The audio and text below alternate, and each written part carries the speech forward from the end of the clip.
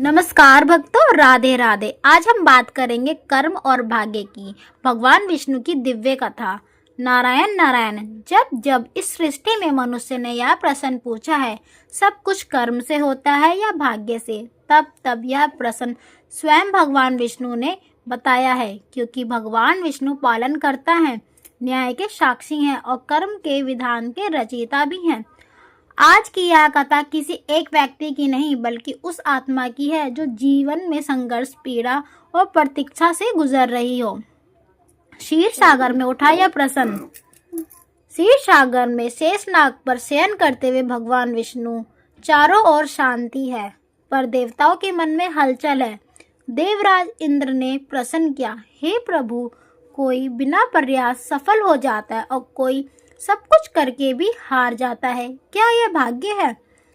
विष्णु जी मुस्कुराए और कहा, इंद्र, भाग्य कोई अलग शक्ति नहीं, वह तो पूर्व जन्मों के कर्मों की छाया है। एक कथा और है, राजा धर्मकेतु की कथा। प्राचीन काल में राजा धर्मकेतु न्यायप्रिय, दानी, धर्मात्मा थे, परंतु उनका जीवन दुखों से भरा था।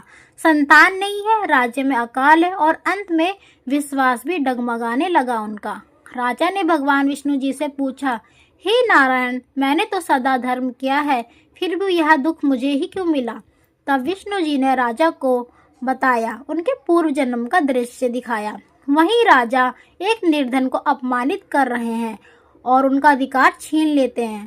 कर्म कभी नष्ट नहीं होते, वह समय आने पर फल देते हैं। भाग्य बदलने की शक्ति। राजा रो पड़े और उन्होंने पूछा, क्या अब समाप्त है प्रभु?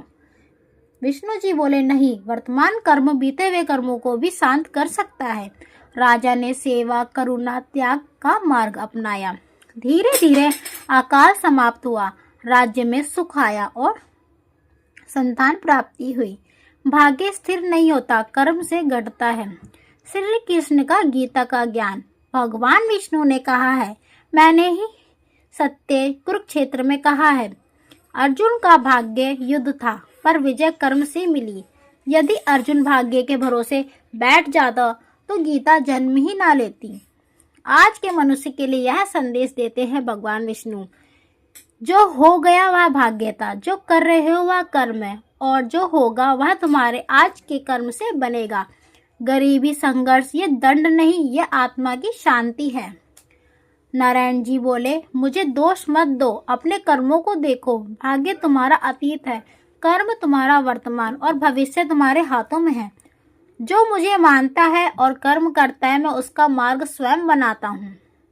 अगर यह कथा आपके मन को छू गई हो तो समझ लीजिए भगवान विष्णु ने आपको उत्तर दिया है। नारायण नारायण। कमेंट में श्री नारायण जरूर लिखिएगा।